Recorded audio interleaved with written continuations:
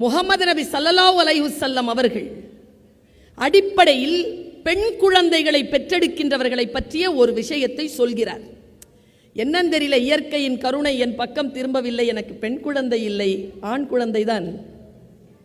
பெண் குழந்தைகளை பற்றி இஸ்லாம் இப்படி சொல்கிறது: 2 பெண் குழந்தைகளை பெற்றெடுத்து அவர்களை சாலிஹான முறையில் வளர்த்து திருமணம் செய்து வைக்கக்கூடிய பெற்றோருக்கும் சொர்க்கத்திற்கும் இடையிலான திரைச்சீலையை அந்த குழந்தைகள் விலக்குகிறார்கள் என்கின்ற ஒரு அற்புதமான வாக்கு இஸ்லாமியர்களுக்கு மட்டுமல்ல, இந்த உலகத்தில் இருக்கக்கூடிய எல்லோருக்கும் இஸ்லாத்தின் வழி சொல்லப்பட்டிருக்கிறது.